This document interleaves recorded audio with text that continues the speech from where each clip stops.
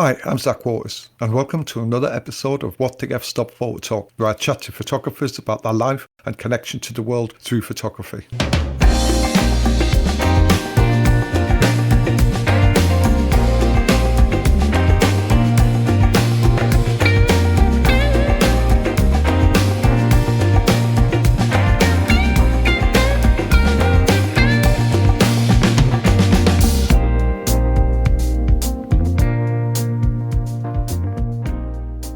The late Marilyn Stafford was a documentary and fashion photographer whose career spanned over 5 decades, capturing everything from post-war Paris to global humanitarian crisis. Born in Cleveland, Ohio in 1925, she initially trained as an actress and singer before unexpectedly stepping in behind the camera in 1948.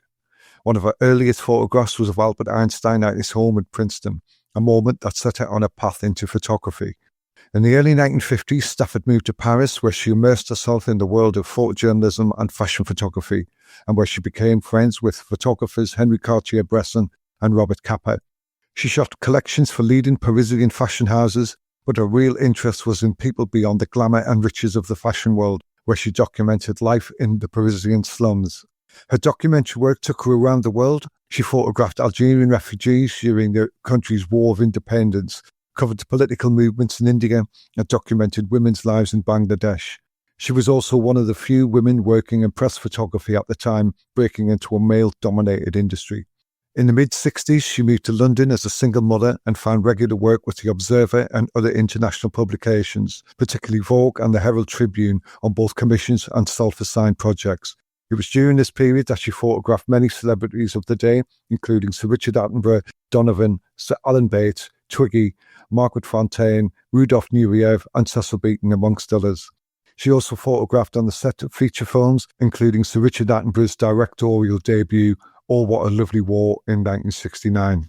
Despite her achievements, Stafford remained relatively unknown for much of her career. Only in later years did her work receive the recognition it deserved, leading to exhibitions and the creation of the Marilyn Stafford Photo Reportage Award, which supports women photographers tackling social issues. In 2014, she met documentary photographer and photo document founder Nina Emmett, who she worked closely with from then onwards to bring her work to the public eye. In 2017, the Marilyn Stafford Photo Reportage Award for Women Photographers was launched in her honour by Photo Document. In October 2021, a retrospective book of her life's work entitled Marilyn Stafford, Her Life in Photography, compiled and edited by Nina Emmett, was published by Blue Coat Press. Shortly afterwards, a retrospective exhibition of Marilyn Stafford entitled A Life in Photography, curated by Nina Emmett, toured to Farley's House and Gallery, Brighton Museum and Art Gallery, and Dimbola Museum and Galleries in the UK. Sadly, not long after our chat, Marilyn passed away on the 2nd of January 2023 at the age of 97. Rest in peace, Marilyn. I was really fortunate that Marilyn took the time to have a chat with me. And in our chat, we tried to cover as much of her action-packed life as possible, from her early days in Cleveland, Ohio, right up until the present day on the south coast of England. So we covered a wide range of topics in our chat. In particular, we discussed how in the 1950s, she was one of the first fashion photographers to start taking models out onto the streets of Paris to photograph them, which in her view offered a more down-to-earth approach in taking fashion photographs. Well, everything has a reason, you know. The reason I took the models out into the streets of Paris was because I didn't have a studio.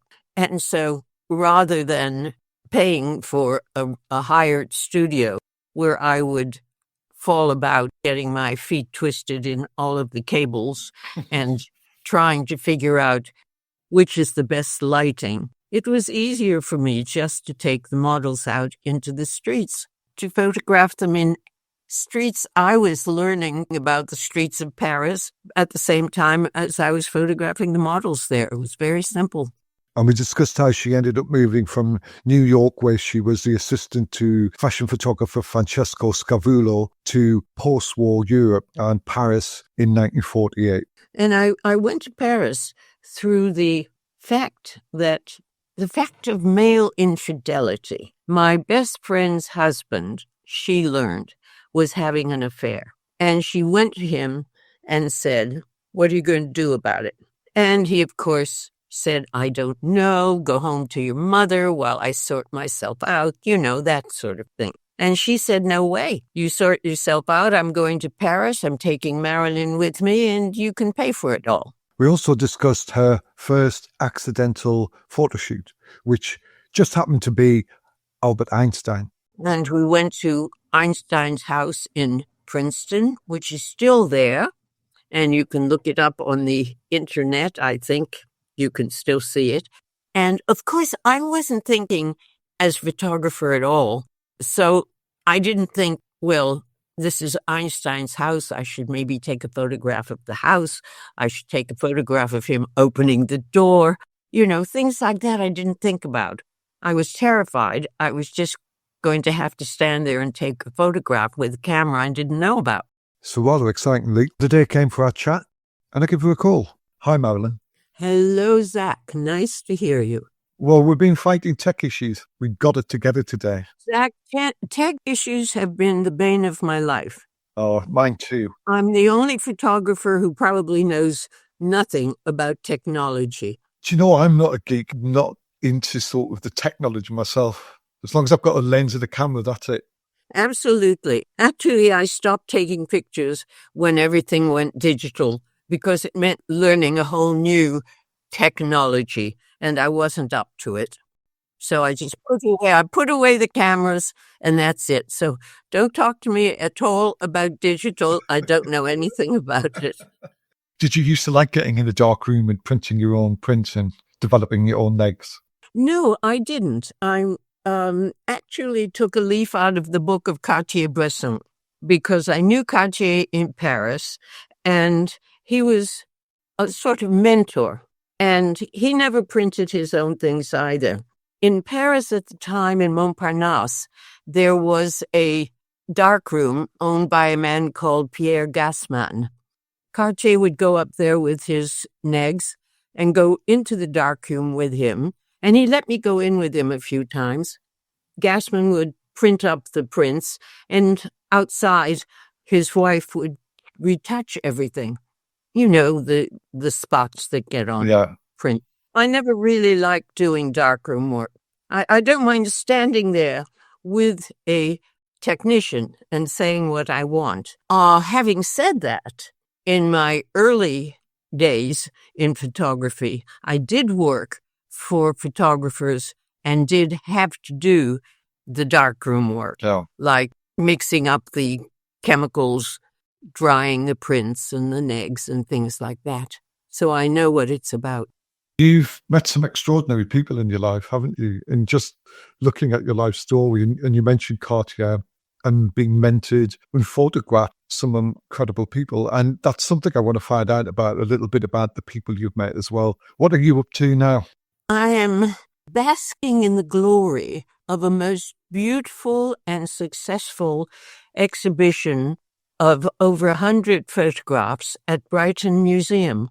It has been my first really big museum exhibition.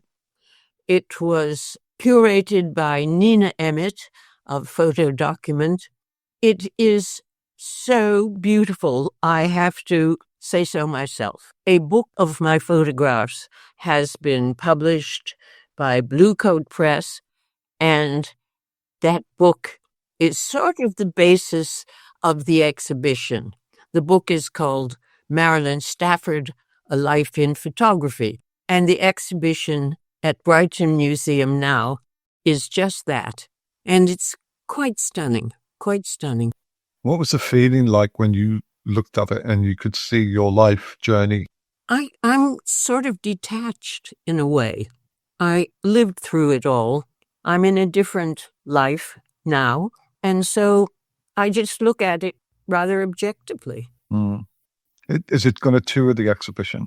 Yes, it is going next to Dimbler House on the Isle of Wight.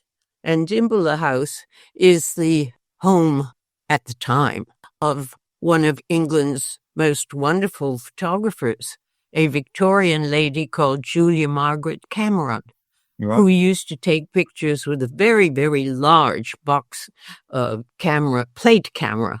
and she mixed her own chemicals for her glass plates. So I feel rather honored to be moving to this venerable location. Are you going over to the Isle of Wight to see it? I'm not going over, no. I'm not really up to too much traveling these days. You have a photo award in your name, don't you? Do you want to talk a little bit about the award for women photographers?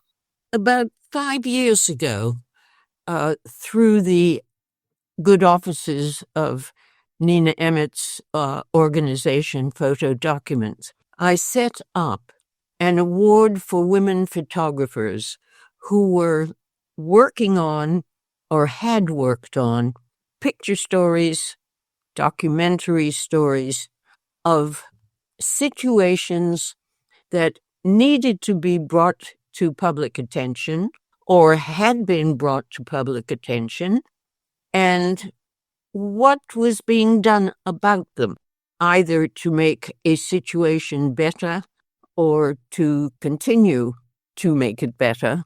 Anyway, the women who are working on the stories are very intrepid young women who are doing beautiful photography. Yeah. And the first story was from a young woman who was English, living in Delhi, and she had been going over to Kashmir, working on a story about the effects of this war situation on people and the post-traumatic distress disorder. I was delighted to learn from her that the award money permitted her to pay for a driver, which got her into areas she might not have been able to get into without him, but he also helped protect her. It was wonderful that we could help her, and she's now gone on to greater things and is working for very big international newspapers. Good photographer. So the award runs every year. When is it open for submission? We open it on International Women's Day, and we will be having the awards announced soon. I'm not quite sure which date, but very soon. I would definitely put some links for that in the information box, which would accompany this podcast. Information on the award can be obtained through Photo Document, which is spelled FOTO, document.org/award. And via your website too. And via my website. I'm getting a new website ready. I don't know when it's going to be up and running, but it will be soon. Well, that sounds good. You've had 3 books published, am I right? Yes, a very small book called Silent Stories, but prior to that was a book on Lebanon, which has a rather interesting history. I was in Lebanon in the 60s and was invited by a publisher there to do a book on the country. It had just come out of the 1958 war, and peace was there, and there was hope that there would be tourism. And so this publisher asked me to do a book.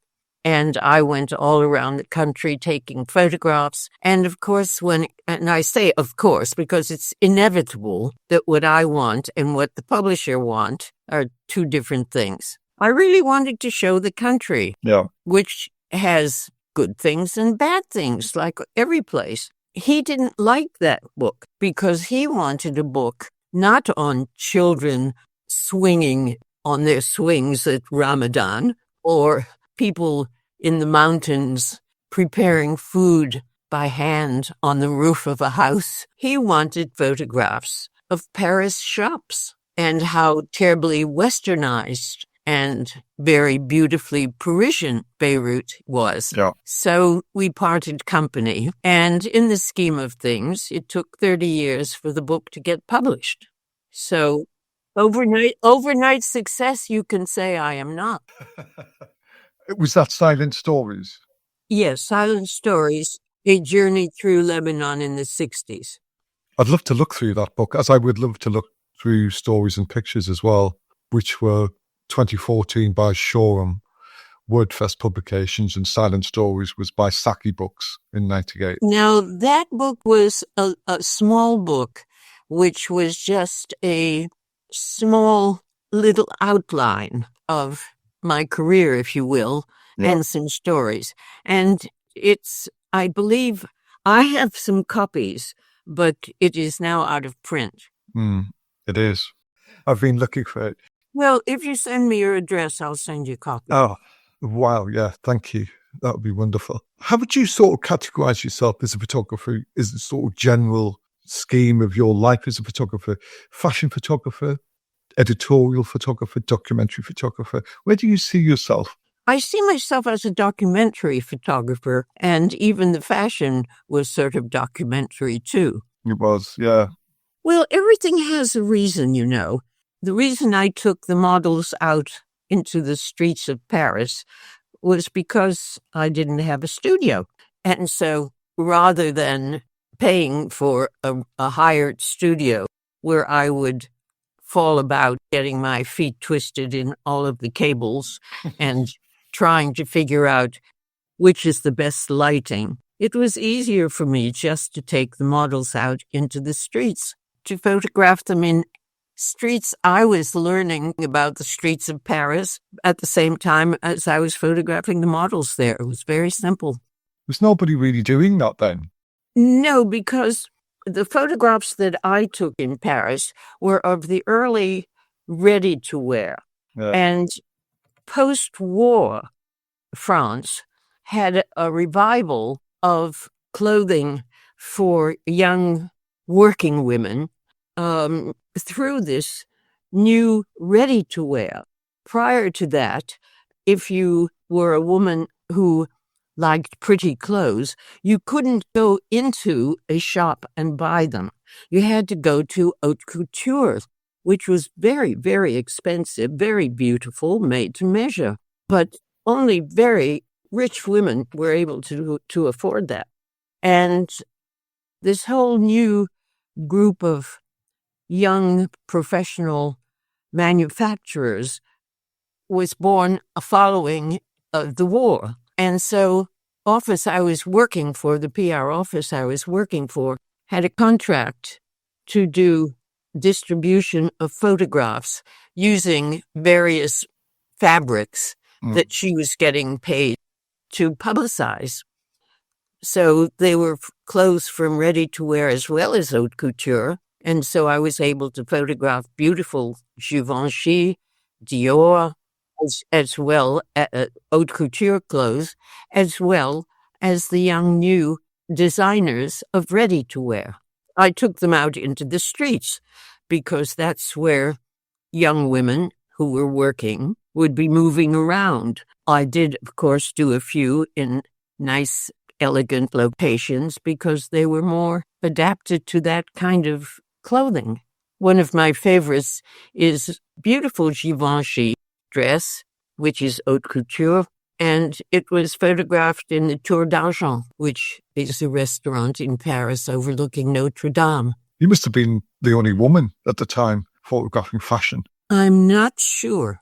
I really didn't think about it. There's nobody in my mind who comes to mind in that period. It's very possible. Very possible. You know the prints in your book, who printed them? What do you mean? The prints for your exhibition, which I presume were reproduced for the book. Oh, yes. Who printed them? The prints that I sell mostly are silver gelatin prints, and they're made from the negatives in a darkroom, and they're made by the master printer Robin Bell. I thought so, yeah. Who is near Hastings. And they are prints that are so beautiful. You could literally plunge into them. They have that feeling of dimension. But I'm also now printing very beautiful digital prints. And those are on special Hanamale paper. And those are being printed by Spectrum in Brighton. Yeah. And they are being sold at the exhibition at the Brighton Museum, but also both prints will be available to purchase on my website. Both the collector prints, which are hand printed from negative. For the reproduction of your book, Did you scan these pictures? Because they're really beautiful. Their quality and the tonal ranges. Yes, everything was scanned. Medium format, most of it, isn't it? Square. The book is really terrific. I'm most pleased by it. The quality is fantastic. Were you using a Rolleiflex at the time? I started using a Rolleiflex when I started working because it was the only camera I had. And then eventually I moved on to 35 millimeter. And of course, the Rolleiflex has the advantage of the larger neg, but the 35 mil has the advantage of being able to change your lenses and to take a photograph from further afield with a longer lens, so you don't have to be right on the scene. What film were you using? Zach, I'm terribly sorry to say I'm a very lazy photographer. I like to make life very easy for myself, and most of the time I probably used Tri-X because it gave me the advantage of shooting in light situations which weren't perfect. So I didn't really mind if it was grainy or not.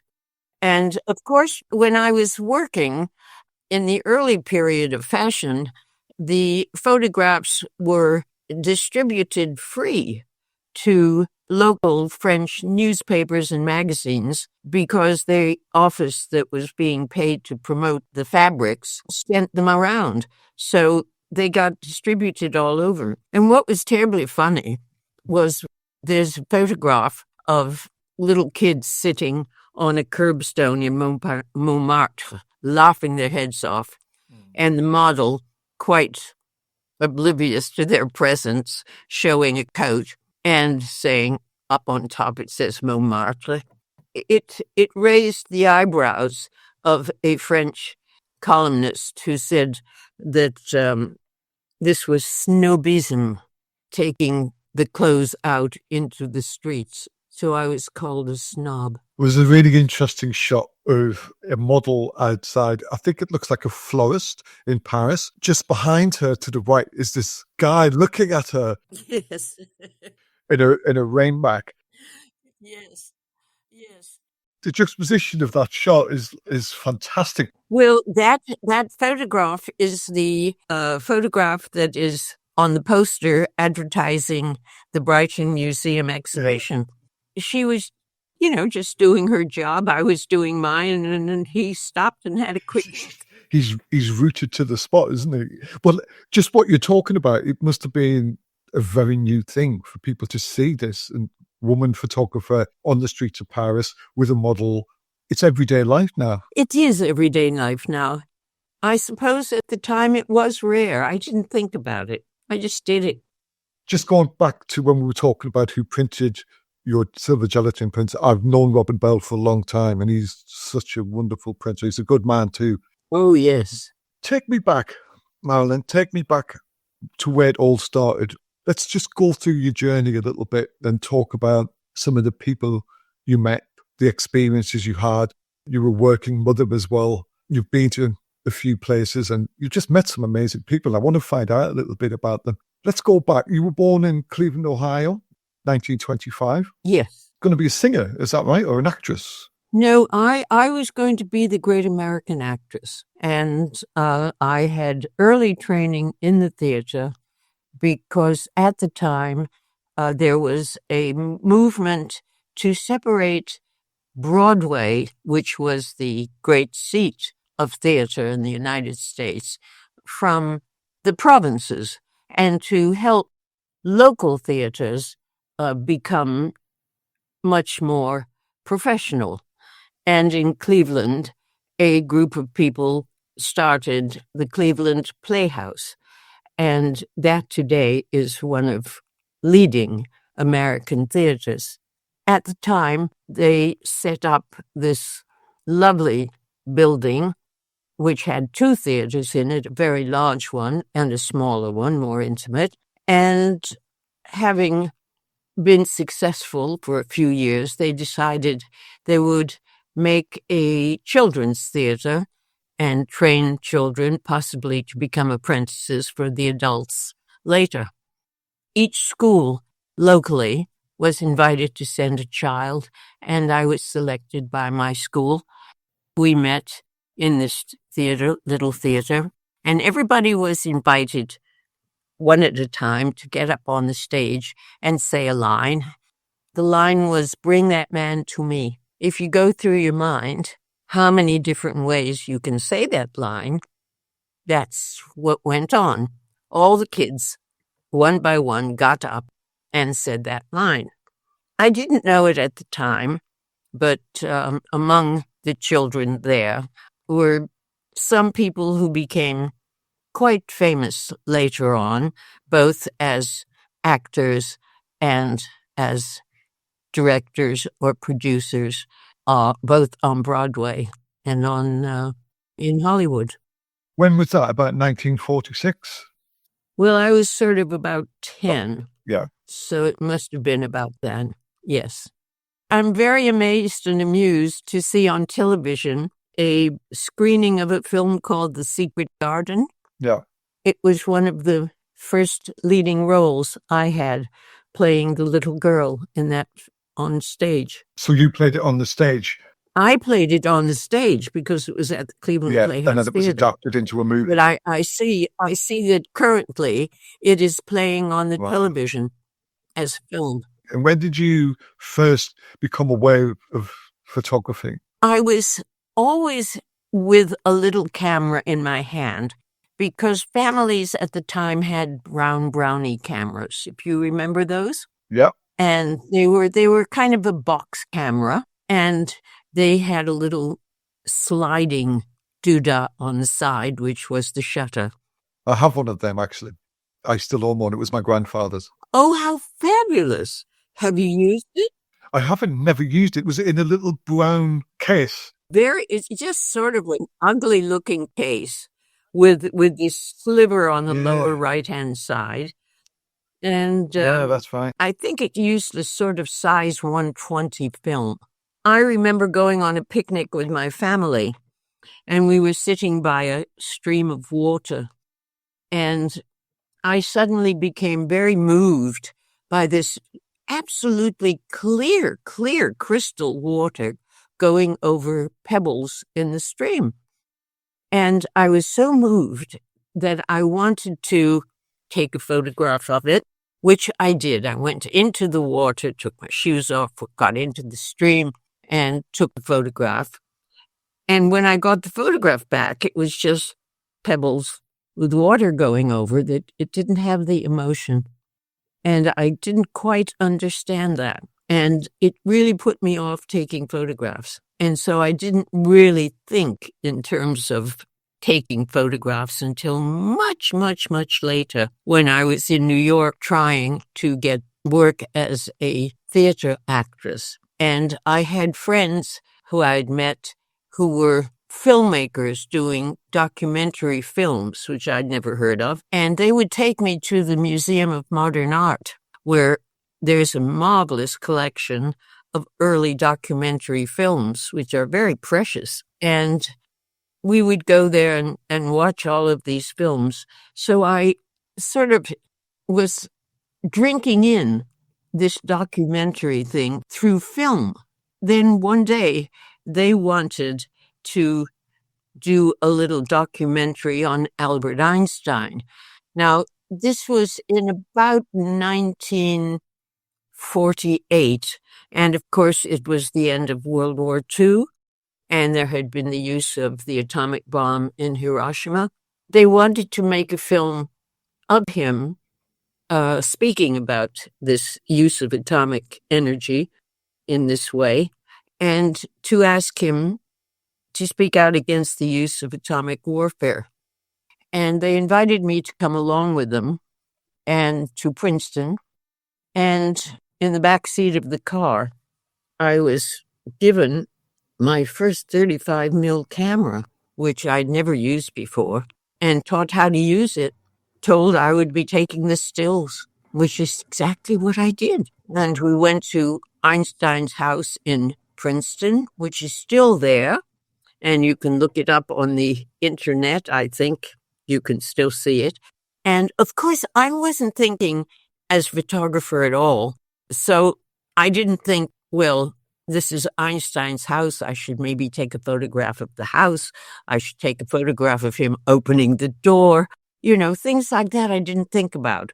I was terrified. I was just going to have to stand there and take a photograph with a camera I didn't know about. Anyway, he did come to the door and let us in and took us to his lounge where the director sat him down and was talking to him while the producer was setting up the lights. And I was told to stand in a certain place and just focus and click. That's just what I did. But I did overhear them talking, and they were shooting in 16 millimeter film. And Einstein asked the director, "Can you tell me, please, how many feet per second go through the camera?" And the director explained all of this, which I couldn't, of course, ever explain to you. And at the end of it, Einstein just simply said, "Oh, yes, now I understand. Thank you very much," which I thought was rather nice. So you went to your first ever professional job. Yes. With a 35mm SLR, which you'd never used before. Never used. And you went to photograph Einstein. Yes.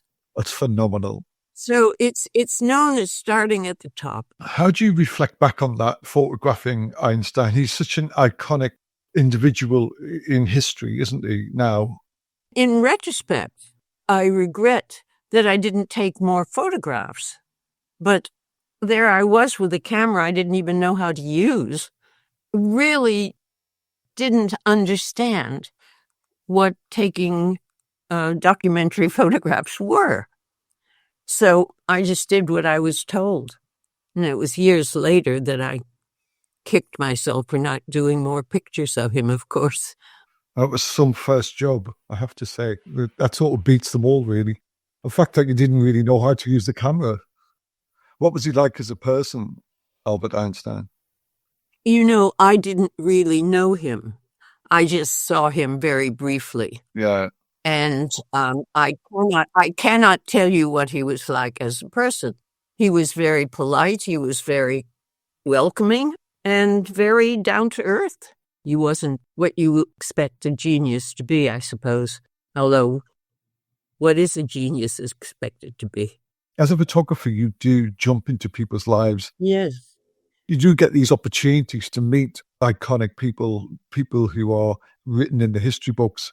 And that's the beauty of our job as photographers. It is later on you do think, wow, I met him, and wow, I met her. And even for myself in my years as a photographer, the people I've met at the time, you just do your job and you leave. But it's later on you think, that person's touched so many people's lives and I've just spent 20 minutes with them. Yes, I agree with you. It's amazing. Yes. You became an assistant photographer. Yes. Was your first assisting work with Francesco Scavullo? Yes, Scavullo was just beginning as a fashion photographer. He had a studio, and I was hired to be an assistant. And of course, for a fashion photographer, that meant what was called picking up pins. Because, when at the time, the clothing was very restricted in the sense that dresses were tight, they were form-fitting. And of course, if you took a photograph of a model wearing that in the studio, you pinned it up in the back to show the curves of the model in the front. And of course, when the shoot was over, the poor girl would blow out a big sigh of relief, and all the pins would go over the floor, and my job was to pick up the pins. And I also mixed up some of the chemicals and dried prints and hung up the negs to dry and things like that. So I did my stay in the darkroom. At the time, he really wanted to be a fashion photographer, and I was leaning really toward the documentary. And we would have long discussions about it, and he was talking of beautiful women, and I was talking about things in the street. And it was kind of interesting. Scavullo was really famous for photographing Burt Reynolds nude, wasn't he? Or something with Brooke Shields. I couldn't tell you. All I know is that he became a very, very famous fashion photographer and was always on the covers of Vogue and big magazines like that. Yeah, he photographed Janis Joplin as well, didn't he? That was quite a well-known picture of his. I don't know, because when I left New York, I never was in contact with him. Where did you go from New York? Did you go to Paris? Yes, and I went to Paris through the fact of male infidelity. My best friend's husband, she learned, was having an affair. And she went to him and said, "What are you going to do about it?" And he, of course, said, "I don't know. Go home to your mother while I sort myself out," that sort of thing. And she said, "No way. You sort yourself out. I'm going to Paris. I'm taking Marilyn with me, and you can pay for it all." And that's exactly how I got to Paris, through male infidelity. And the two of us went. And, of course, I fell in love with Paris and stayed on. She came back. They divorced. She remarried. He remarried. The usual. But not the woman he was having an affair with. Right. You became friends with Robert Capa in Paris. Yes. What was Robert Capa like? Well, I adored him. He was about 20 years older than me and sort of, I think, considered me little sister. He was very warm and generous and friendly. He was really very nice. I had been singing for about a year. I was losing my voice when I told Capa that I didn't know what to do next. He thought it would be good for me to become the assistant of David Seymour, called Shim, who, along with him and Cartier-Bresson, founded Magnum Photographs. I decided that was not my way, because I did not want to get blown up in a war zone. And, of course, both Capa and Shim did. So were they asking you to go out and be their assistants on assignments? Well, he said he would introduce me to Shim, who was looking for an assistant. That was his way of helping me. And I said, no, I didn't want that. Didn't want to be an assistant to a war zone photographer. Was your own work and your own photography and your own vision in the back of your head when you were in Paris? No, I kind of have a one-track mind. And when I'm singing. And that was all that interested me at the time. And when I stopped singing, didn't know what to do, and fell into the photography quite by accident, because I had taken photographs. And a friend introduced me to a friend who introduced me to another friend who offered me some work taking these photographs of the early ready-to-wear. And that's how I really got started. It wasn't really planned. Nothing was ever planned. I'm wondering what the next step is going to be. So over the years, you became friends with Henri Cartier-Bresson, and he became your sort of mentor, am I right? Yes, indeed. He was really very lovely. He was married at the time to a Indonesian dancer called Ratna Mohini. They would invite me to dinner at their house. Often Cartier was invited out on various dinners to welcome people from different countries. And one evening, I was invited to join them, and Ratna dressed me up in a beautiful sari, and I looked very glamorous. One of the guests at dinner invited me out the following evening, and of course I went looking like me rather than like the beautiful, glamorous, dressed-up lady in a sari, and that ended that friendship. So, shows you something, I suppose. What did Cartier teach you? Cartier was not a teacher. Cartier never said, do this, do that. Cartier would say, if you do this, the likelihood of this effect happens. If you do that, something else happens. He was always very broad. He never dictated. I was always amazed at the way he worked because I would go out in the street with him quite often.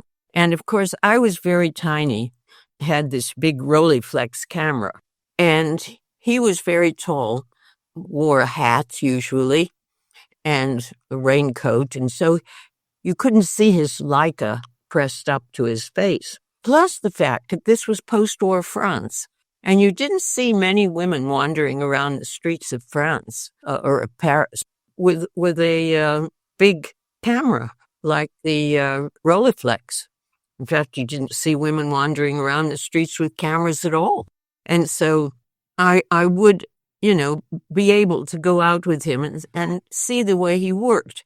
And he worked very quietly. Often you wouldn't even know he was taking a photograph.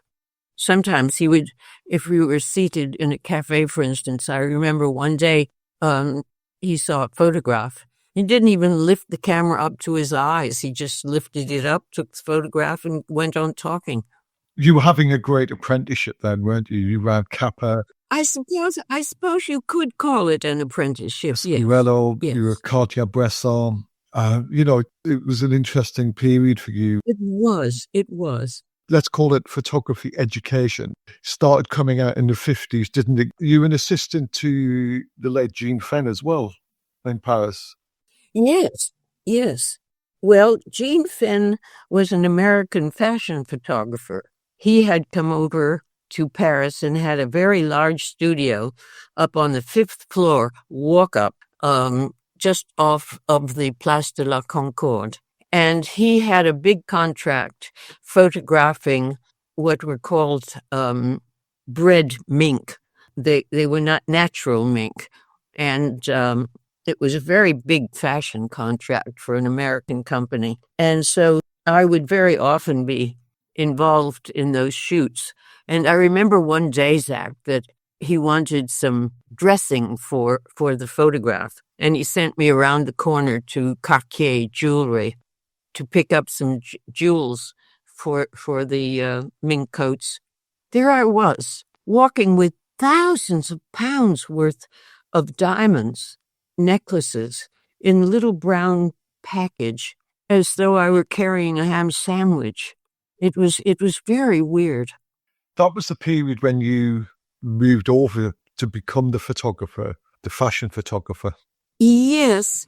I can't remember how it happened, but I made friends with a French photographer who in England, by the time I moved to England later, and he was looking for some outlet to earn a living. He was married with a child, and he was photographing fashion shows. We decided we would set up a little agency together, which would cover fashion shows for magazines and newspapers who wanted pictures, but couldn't afford to send a photographer over to cover this. And so we set up a little agency, went over to Paris, Rome, London, New York, to photograph the seasonal shows of haute couture and ready-to-wear. And I did that for about 20 years. And that gave me the money to subsidize the kind of photographs that I wanted to take, which wouldn't bring in money, if you know what I mean. So I went to India to photograph Indira Gandhi, which I paid for. Yeah. But it was only because I had this money that I was able to live on from the fashion. And that's how it works, isn't it? You work as a working photographer and you can fund the things you want to do. Sure.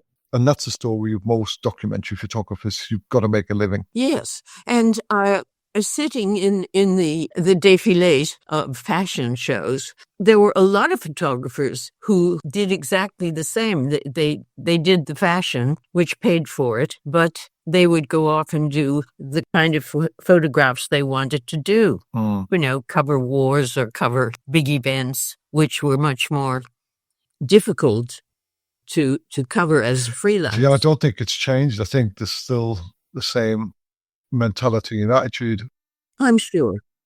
Oh, sure. But I don't know where people are selling photographs anymore. There aren't that many newspapers and magazines, are there? Yes, I think the outlet for work on spec and your own personal projects is very limited. I think with the age of digital publishing, it's given photographers an excuse now to be able to fund their own projects and fund their own books, and myself included, a lot of photographers who make money day to day to fund their own work. So this was the period you were also shooting a lot of your street fashion. And then you got this urge to go to Algeria. Why? Well, that was early. That was much earlier. That was in 1958. I had got married about a year before, and I was living in Paris. It was the time of the Algerian War of Independence. They wanted Algeria had been a colony of France, and they wanted independence. And it was very, very difficult, horrible battle. And the French were bombing villages. People were being strafed in their little villages. And a lot of people refugees moved from their villages in Algeria to Tunisia, where there were hospitals to take care of them and refugee camps. And in their wisdom, the French bombed a hospital on the border, which created a very big international incident. Nobody was talking about the refugees. Now, I had been aware of refugees from the time I was a child because of World War II. There were always refugees coming to the door, selling things, trying to earn a living. And so I knew about this mass movement of people and always felt very sad about it and wanted to do something.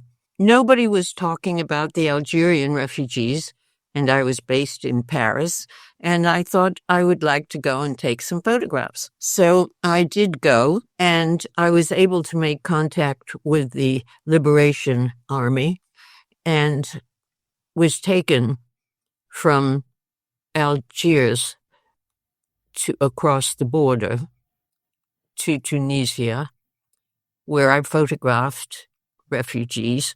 When I got back to Paris, I took the photographs to Cartier-Bresson, and he sent them to the Observer, and the Observer published them.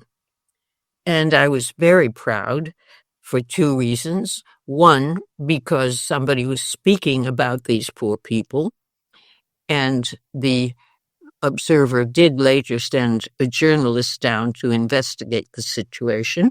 But also, it was my very first front page. I'm, to this day, very proud of that. There's a lovely picture of the family just in the gateway of the tent. There's like a stone wall gateway in the tent in the sort of middle of the shop. The mother and the kids are looking at you. It's wonderful. Yes. I absolutely love it. Yes. The one photograph that I really like is the one just of the mother sitting there holding the baby.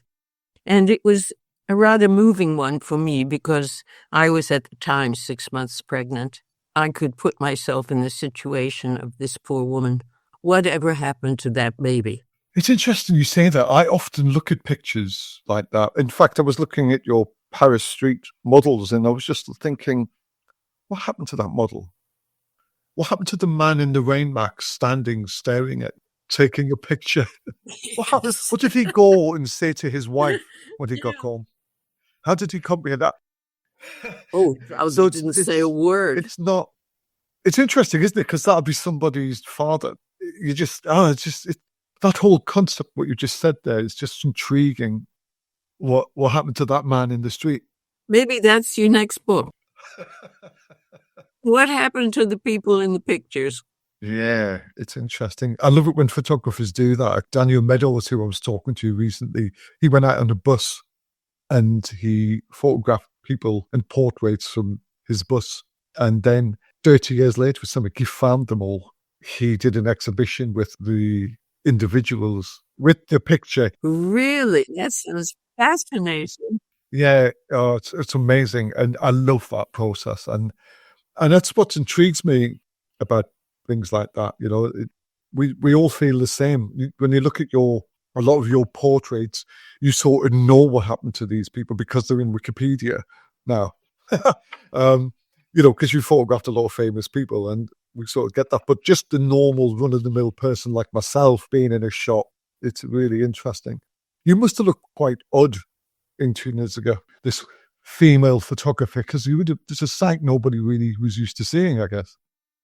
Well, especially with the Rolleiflex, because you had to almost be on top of the picture. You couldn't be on the other side of the road where nobody saw you. You were getting this urge to create documentary. You were doing a lot of portraits as well. You've met some writers as well, Calvino. Yes. Well, I have to go back in time because a lot of this was through a very interesting Indian writer who I had met when I first went over to England in my very first trip over to France. His name is Mulk Raj Anand, and he's now dead, but he was one of India's leading writers in English at a time when very few Indian writers were writing in English. I met him on the crossing from, I think it was France to England, my very first trip. He came and sat down next to me on the ferry boat and just butt into the conversation I was having with somebody. We got to talking. I asked him what he did, and he said he was a writer. And so I said, well, look, I have a list of books I have to buy in England for some friends in New York because they're under copyright to Penguin and you can't buy them in the States. Could you please tell me where I might be able to find them? So he looked at the list of books and he says, well, they're all mine. How's that for serendipity? How's that possible that you met this guy on a ferry? Really, I think this kind of strange serendipity runs through my life. So we became fast friends until he died at the age of 95. It was he who suggested that I do this picture story on Indira Gandhi. That was my first trip to India. And it was he who also introduced me to Cartier-Bresson because he had met Cartier in India when Cartier was visiting there. So, everything ran in little circles. You've had a knack of meeting people. Yes, people popping in and out. Here we are. But you've met these really interesting individuals who were quite iconic to either music, fashion, or film. And it's really interesting. Oh, science as well. Let's not forget Einstein. Yeah, but, you've met a lot of influential people in your life from both sides of the camera. It's just an amazing knack when you do reflect back on your life. I'm quite intrigued by that sort of passageway. You've met a lot of historical individuals. Well, I'm sure you did too. We do as photographers. I have met Cartier-Bresson briefly, but I didn't hang out with him, or Capa. Wish I had. Let's get into the 60s. You were a single mum. You were picking up work with the Observer. What was it like? Yes, I was a single mum and I came to England in the swinging 60s. And I was not involved in the swinging scene. I was just eager to earn a living and take care of my daughter. Eventually, I was able to pick up work through the help of very kind, generous people. I don't know if you knew Michael Pito, the photographer. He was a Hungarian photographer and he worked for the Observer. Oh, of course, yeah, Pito, yeah. I was introduced to him through Mulk Raj Anand. He was very generous, introduced me to the Observer. I was able to take over some of the work he was doing on BBC programs, acting in the 60s, things like that. Little, jobs. Until I found my feet, again, through the generosity of others. Somebody came through from New York, I remember, his way to Lebanon. And I'd met him through a photo agent that I knew in New York. I gave him, contacts to see in Beirut. And he said, would you be interested in working for a very big American newspaper? And introduced me to them. They became sort of the people that I worked for constantly, even without a contract. And so that opened doors to other newspapers and magazines, and I was able to manage to survive. Let's put it that way. Well, you're photographing some interesting people. You had a really good, solid apprenticeship, and now you started to sort of take pictures independently. I think one is always learning. Yeah, absolutely. You know, as I say, I stopped learning because of the business of digital. I decided I've had enough. Don't want to learn any more technology. Just going back to Michael Peto, which is Yes. P-E-T-O, he was Yes. also very influential with David Hearn's career and life as well. Very. Yes, yes. He was lovely to young photographers. He really helped as much as he could. Yeah. What was next then? You came out of the 60s, you went into the early 70s where you documented Indira Gandhi. Yes. What was going on in the 70s and 80s for you? Your daughter would be much older. You'd be more independent. Did you marry again? I did, Go actually. on. But some years later, after I'd retired, my husband died, so I am no longer married. I suppose they say women outlive the men. You frequented India a lot in the 70s and 80s. What were you doing out in India? What was your next role in life? Well, the India pictures were to do a picture story called A Day in the Life of Indira Gandhi. Yes.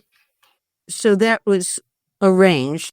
And of course, history came in there because while I was driving from Bombay to Delhi to meet her, she declared war on Pakistan and had actually sent me a message in Bombay through the Secret Service that she wanted me not to meet her in Delhi, but someplace else. And I'm afraid you'll have to look this up, where it was she gave the speech declaring war on Pakistan. But she wanted me to meet her there. And because Mulk Raj Anand and I were driving from Bombay to Delhi, and he had arranged all of our accommodation all along the way, he said, don't meet her wherever this place was. Tell her we'll meet in Delhi, which is what I did. And, of course, missed a scoop because she declared war. And, of course, you can say Scoop Stafford, I am not. Just going back through some of the portraits and going back to our little discussion previously where I said you've met so many interesting people in history and you've got pictures of Sharon Tate as well. Well, those photographs were assignments from newspapers I was working for. Of course. What was Sharon Tate like? Very beautiful. She was. And didn't deserve what she got. You were lucky to meet Joanna Lumley so young as well. Wow. Well, Joanna Lumley was divine. I still consider her one of my divinities. She is beautiful, intelligent, a great humanitarian. I can't speak highly enough of her. And I photographed her for an American fashion newspaper who were doing a story on Jean Muir, who was a very fine British fashion designer. She was at the time modeling for Jean Muir, and that's how I happened to photograph her. I bumped into her a few times in Sainsbury's, actually. Oh, she's terrific. The 60s was an amazing period for photographers. Were you part of that scene? Because you were photographing the likes of Twiggy and Sharon Tate. No, I just was not the part of any scene. Really? I was worried about earning a living and taking care of my child. And I didn't like the 60s scene, especially from a woman's point of view. I found the men absolutely appalling. They wouldn't even invite you out for a cup of coffee if there wasn't a guarantee of a night together. Wow. And I thought this lack of sophistication and vulgarity was appalling. So I just kept myself clear. My friends were people who were not part of the 60s scene. It must have been very tricky being a female photographer in that period. You don't think of these things, Zach. You No, know that. absolutely. You just do your job. Absolutely. I love some of your Indira Gandhi images which are in colour. That's an interesting shift for you, the mix of colour and black and white. Well, I met Indira Gandhi on the plane following the war with Pakistan and was able to get those photographs. And then I followed her around because she, after the war, was talking to the army and going in to visit soldiers who had been injured. And one of my favorite photographs is the one of her giving a rose to a wounded soldier. I like that. That is a beautiful shot, by the way. That's with the window light silhouetting the rose. Yes, yes. I never use flash, you see. I don't know how to use flash. One of my favourite shots in that set is the simple shot, but I'm just going to look at it now, actually. It's the shot of her addressing the people in the park, but it's in colour. Oh, yes. It's beautiful, the colour. And that's what I was saying. Why did you shoot colour in that as well? Well, as a photographer yourself, there was a point when the newspapers only published in black and white. Yeah. And so most of the early stuff was black and white. Yeah. And it was only later that I started shooting in color. So I kind of alternated when I was with her, color and black and white. But I think most of the photographs that I did with her outdoors were in color because, again, I didn't know how to use the flash. And so where I could, I used natural daylight. Yeah, and I think it took a long time before color. Well, actually, it would have been color transparency then, wouldn't it? And color neg really sort of come into its own at about the early 90s, didn't it? Where you didn't really need flash to use. Well, it was much more forgiving in light negative later on, and shooting the color. Well, outdoors, I did shoot a lot of color of Indira Gandhi at home. Yeah. In fact, the whole series of A Day in the Life of Indira Gandhi was shot in color. Yeah, I'm looking at it. Yeah, I've seen that. What were you shooting it with? What color film? Kodachrome, I think. Koda or Ektachrome. Yeah. Can't remember. There's a lovely sort of color to it. It's beautiful. Where did you say you met her? On an aeroplane? Yes. It was after Christmas.